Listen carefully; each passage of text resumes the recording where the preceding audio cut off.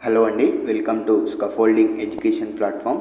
Daily current అఫైర్స్లో భాగంగా మనం ఈ వీడియోలో కొన్ని కరెంట్ అఫైర్స్ని అయితే చర్చించడం జరుగుతుంది. సో స్కిప్ చేయకుండా వీడియోని చివరి వరకు చూసేయండి.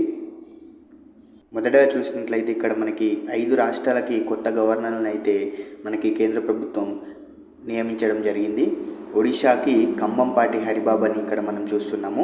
మిజోరాం రాష్ట్ర గవర్నర్గా డాక్టర్ కంభంపాటి హరిబాబు గారు ఒడిశా గవర్నర్గా నియమితులయ్యారు. అంటే ఇప్పుడు మిజోరాంకి రాష్ట్ర గవర్నర్గా చేస్తున్నటువంటి కంభంపాటి హరిబాబు గారు ఒడిశాకి ప్రస్తుతం అయితే కొత్త గవర్నర్గా నియమితులయ్యారు. మంగళవారం 5 రాష్ట్రాలకి కొత్త గవర్నర్ నియమిస్తూ రాష్ట్రపతి ద్రౌపది ముర్ము గారు ఉత్తర్వులు జారీ చేయడం అయితే జరిగింది. ఒడిశా గవర్నర్ పదవికి రఘుబర్ దాస్ చేసిన రాజీనామాను రాష్ట్రపతి ద్రౌపది ముర్ము గారు ఆమోదం తెలిపారు. కేరళ గవర్నర్ అరీఫ్ మహమ్మద్ ఖాన్ను బీహార్కు, బీహార్ గవర్నర్ రాజేంద్ర విశ్వనాథ్ ఆర్లేకర్ను కేరళకు బదిలీ చేశారు. మణిపూర్ గవర్నర్గా అజయ్ కుమార్ భల్లాను, మిజోరాం గవర్నర్గా జనరల్ వికే సింగ్ని రాష్ట్రపతి గారైతే నియమించడం జరిగింది. ఇక్కడ ఓవరాల్గా చూసుకున్నట్లయితే మనకి బీహార్కి అరీఫ్ మహమ్మద్ ఖాన్ని గవర్నర్గా నియమించారు. మరియు అలాగే కేరళకి రాజేంద్ర విశ్వనాథ్ ఆర్లేకర్ను మనకి గవర్నర్గా నియమించారు.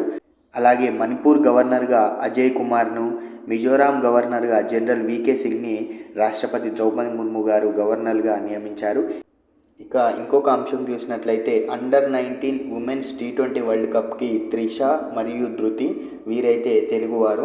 త్రిష మరియు ధృతి ఈ పేర్లను గుర్తుపెట్టుకోండి, వీరు మెయిన్గా తెలుగువారు. తెలంగాణకి చెందిన గొంగడి త్రిష, కేసరి ధృతి జనవరిలో జరిగే అండర్-19 ఉమెన్స్ T20 వరల్డ్ కప్లో పాల్గొనే ఇండియా టీంకి ఎంపిక అవడం అయితే జరిగింది. ఈ సందర్భంగా వారిని మన సీఎం రేవంత్ రెడ్డి గారు అభినందించడం అయితే జరిగింది. ఇక్కడ అండర్-19 T20 వరల్డ్ కప్కి అంటే ఉమెన్స్లో భాగంగా గొంగడి త్రిష మరియు కేసరి ధృతి వీరు తెలంగాణకు చెందిన వారు.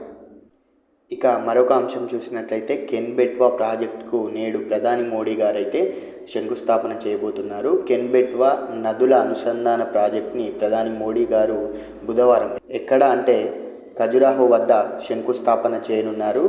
జాతీయ నదుల అనుసంధాన విధానంలో ఇది మొదటి ప్రాజెక్టు కానుందని అధికారులు అయితే తెలపడం జరిగింది.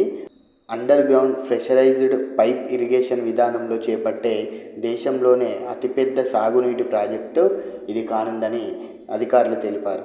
మరొకసారి చూసినట్లయితే కెన్ బెట్వా ప్రాజెక్టు ఎవరు ప్రధాని మోడీ గారు శంకుస్థాపన చేయబోతున్నారు. ఎక్కడ అంటే ఖజురాహో వద్ద జాతీయ నదుల అనుసంధానం విధానంలో ఇది మొదటి ప్రాజెక్ట్ కానుంది.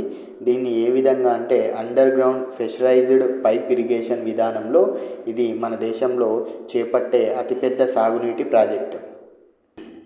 ఇక మరొక అంశం చూసినట్లయితే ఇండియా ఎట్ వర్క్ నివేదిక అనేది విడుదలవ్వడం జరిగింది.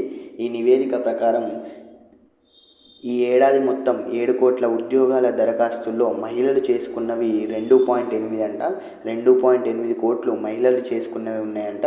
2023తో పోలిస్తే మహిళల ఉద్యోగాల దరఖాస్తు సంఖ్య 20% పెరిగిందని ఉద్యోగ వేదిక అయినటువంటి అప్నాకో అనే ఉద్యోగ వేదిక తన ఇండియా ఇట్ వర్క్ 2024 నివేదికలో వెల్లడించడం అయితే జరిగింది. ఓవరాల్గా చూసుకున్నట్లయితే ఉద్యోగ వేదిక అయినటువంటి అప్నాకో తన ఇండియా ఇట్ వర్క్ 2024 అనే నివేదికను విడుదల చేయడం జరిగింది.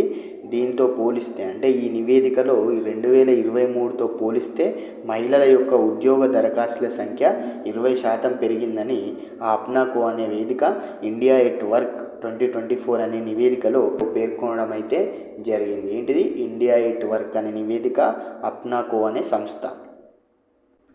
ఇక అమెరికాలో బద్దలైన అగ్నిపర్వతం. అమెరికాలోని హవాయి బిగ్ ఐలాండ్లో అత్యంత క్రియాశీలమైన అగ్నిపర్వతం అనేది ఒకటి బద్దలవడం జరిగింది. కిలోవేయ్ అగ్నిపర్వతం భారీ విస్ఫోటనం చెందినట్లు అధికారులు అయితే తెలిపారు.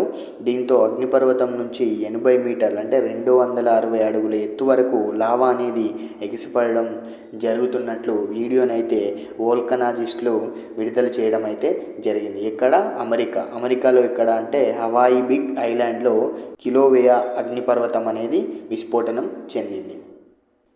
ఇక సూర్యుడిని ముద్దాడిన పార్కర్ అని మరొక అంశాన్ని చూసినట్లయితే మానవ రోదసి ప్రయోగాల్లో సరికొత్త చరిత్ర ఆవిష్కృతమైంది. బగబగ మండే సూర్యుడికి అత్యంత దగ్గరగా వెళ్ళిన మొట్టమొదటి వ్యోమనౌకగా అమెరికా అంతరిక్ష ప్రయోగ సంస్థ నాసా ప్రయోగించిన పార్కర్ సోలార్ ప్రోబ్ రికార్డ్ అయితే సృష్టించడం జరిగింది. అయితే ఈ పార్కర్ సోలార్ ప్రోబ్ ఏమిటి, దీని కథ ఏంది అని చూసినట్లయితే 2018లో పార్కర్ సోలార్ ప్రోబ్ మిషన్ను నాసా చేపట్టింది. నాసా మనకి అమెరికాలో ఉంటుంది. ఇప్పటికే ఆ స్పేస్ క్రాఫ్ట్ 21 సార్లు సూర్యుని చుట్టూ తిరిగింది. అంటే మొత్తంగా 14.9 కోట్ల కిలోమీటర్ల దూరం ప్రయాణించిందన్నమాట.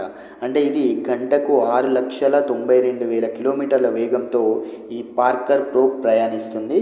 అంటే గన్ నుంచి వచ్చే బుల్లెట్ కంటే 200 రెట్లు ఎక్కువ వేగంతో ఈ పార్కర్ అనేది ప్రయాణించడం అయితే జరుగుతుంది. అయితే మిషన్ ఎందుకు అని చూసినట్లయితే గత కొన్ని శతాబ్దాలుగా శాస్త్రవేత్తలు సూర్యుని గురించి పరిశోధన చేస్తూనే ఉన్నారు. సూర్యుడి కేంద్రంలో అత్యంత బ్రహ్మాండమైన ఉష్ణోగ్రతలకు కారణం ఏమిటన్న విషయం ఇప్పటివరకు ఖచ్చితంగా తెలియరాలేదు. అలాగే సూర్యుడి బాహ్య వలయమైన కరోనా, అంటే సూర్యుని యొక్క బాహ్య ఉపరితలంలో ఉన్న వలయాన్ని కరోనా అని పిలవడం జరుగుతుంది. ఈ కరోనా అంత వేడిగా ఉండడానికి గల కారణాలేంటి, సూర్య తుఫాన్లను కూడా విశ్లేషించనుంది. అయితే ఈ విషయాలు భూ వాతావరణం రోదసిలో నుంచి కంటే కరోనా లేయర్ సమీపంలో ఉండి విశ్లేషిస్తే మరింత ఖచ్చితమైన ఫలితాలు ఇస్తాయనే ఉద్దేశంతో ఈ మిషన్ని ప్రయోగించడం అయితే జరిగింది.